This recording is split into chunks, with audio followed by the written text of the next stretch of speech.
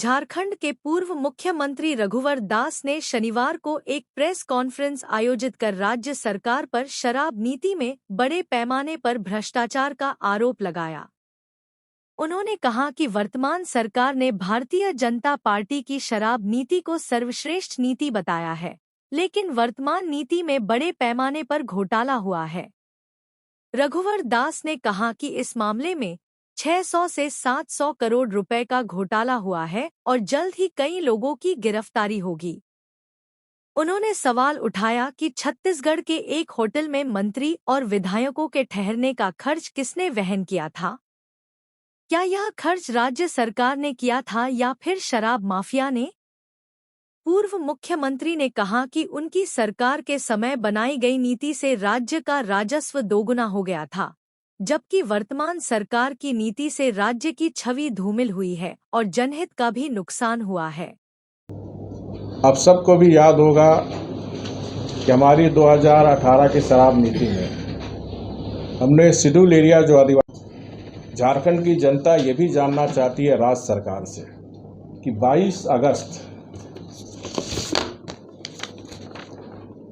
अगस्त को हेमंत सरकार के 32 विधायक माननीय मुख्यमंत्री हेमंत सोरेन जी ने छत्तीसगढ़ के एक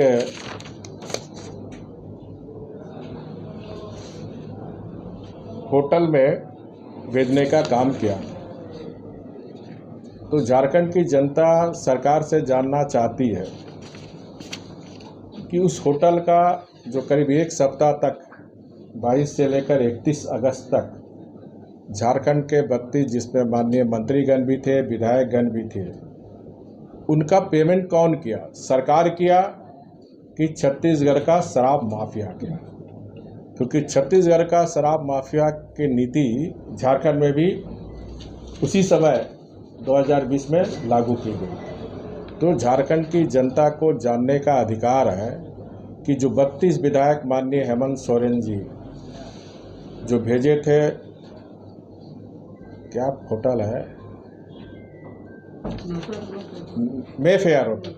मेफेयर होटल में जो एक सप्ताह थे, उनका फूडिंग लॉजिंग अगर सरकार दी है तो सरकार को बताना चाहिए, अगर शराब माफिया दी है तो भी जनता के समक्ष आना चाहिए। और इसीलिए मामला, और हमें लगता है कि ये मामला 2 राज्यों से संबंधित है।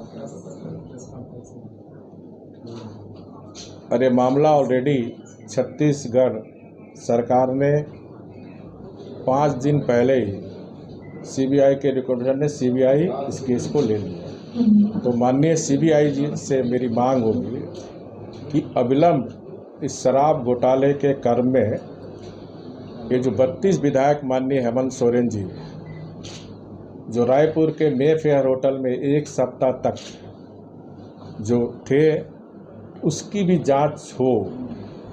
किस पैसे का किसने दिया था, सरकार ने दिया था कि शराब माफिया ने दिए थे, इसकी भी जांच होनी चाहिए ताकि दूध का दूध और पानी का पानी।